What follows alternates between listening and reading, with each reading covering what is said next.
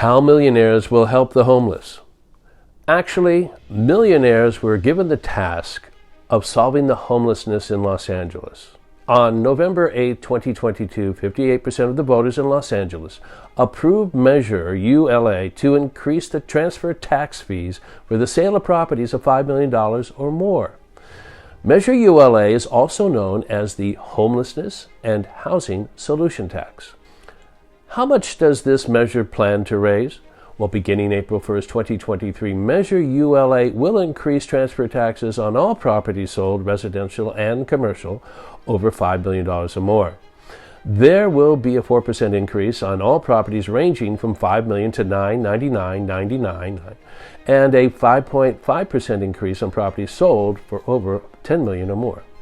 The objective is to raise $900 million to $1.1 billion annually.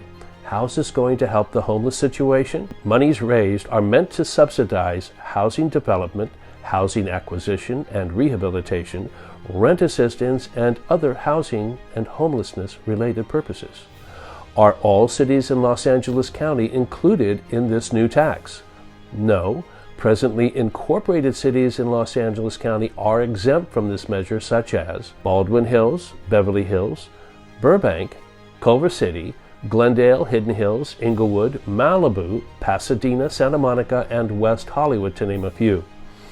Also exempt from this tax are nonprofit organizations that are 501c3s. So let's take a closer look. Hello, my name is Herbert McGurk. I'm a real estate agent for social impact in Beverly Hills, California. Thank you for watching my video. Please feel free to subscribe, comment, or like. Homelessness has increased in Los Angeles in size as well as frustration for the residents of Los Angeles.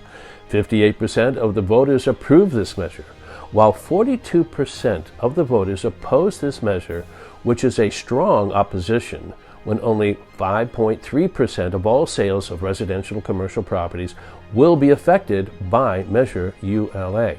Why? Is it because these people are rich and successful, therefore they should carry the burden of homelessness in Los Angeles? Or perhaps Measure ULA was easier to pass because it did not affect 94% of the population? It's possible.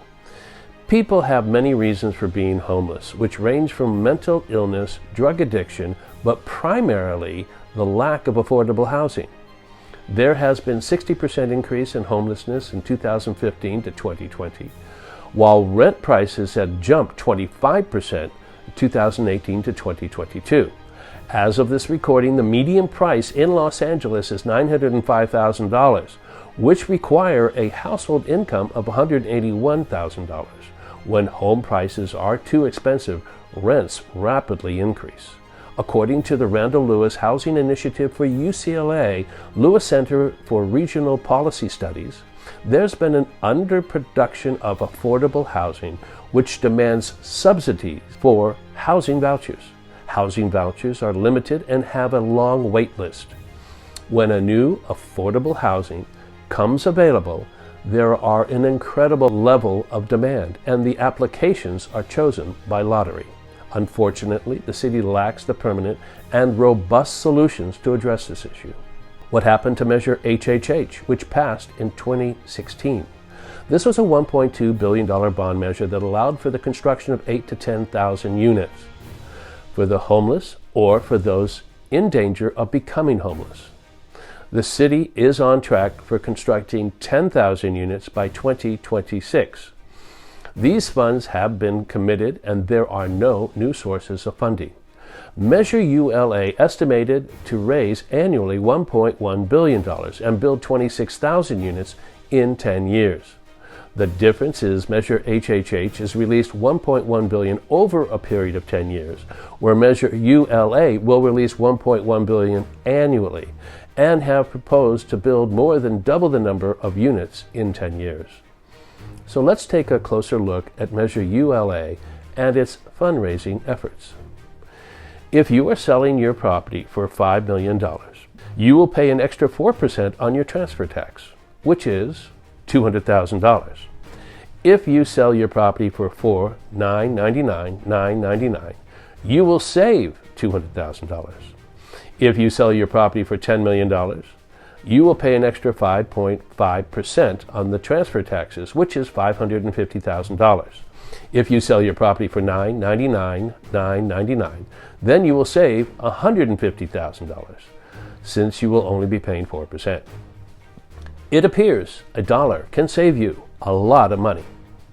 The city of Culver City, an incorporated city in Los Angeles and presently exempt from Measure ULA, has a sliding scale. Homes are taxed from $250,000 to $1.499,999, $1.5 million to $2,999,999, and $3 million to $9,999,999, and properties over $10 million and over. I understand the city of Culver City is not as large as Los Angeles, nor does their transfer tax go to solving the homeless problem. But if it did, this would be an equitable solution for everyone to participate. Who else does Measure ULA affect? Well, it's going to first affect all transactions for single-family homes, condos, multiple family homes, commercial, office and retail buildings, industrial properties, and land. It's anticipated that about 1.3% of the properties sold for $10 million or more will raise 72% of the $1.1 billion. It's also going to affect developers who have been building new properties. They will have to consider reducing their profit margins by 20% when they finish their project. Hence, they will need to adjust their sales according to the additional tax.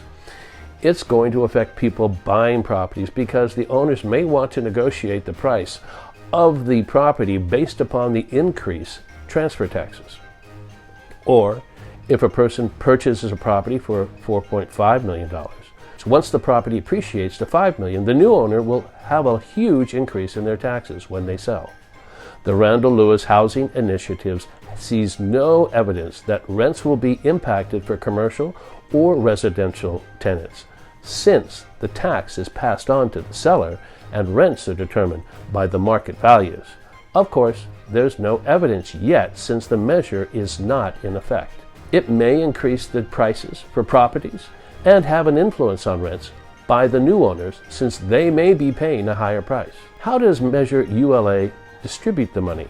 The measure will distribute monies to the homeless services providers, affordable housing nonprofits, labor unions, renters' rights groups, and of the estimated $1.1 billion raised, 70% will go to affordable housing, such as alternative models for permanent housing, acquisition and rehab, homeowner opportunity, and rent stabilization.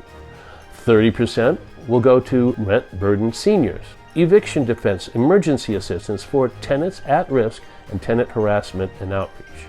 A 15-seat oversight committee will oversee the implementation of the measure, and there will be a third-party assessment conducted every 3 years.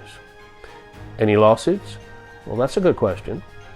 The Howard Jarvis Taxpayers and the Apartment Association of Greater Los Angeles contend that the measure is unconstitutional.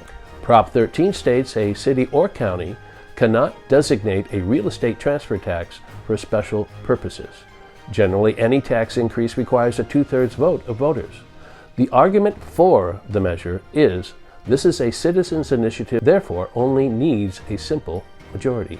Is there any way to avoid the additional transfer tax?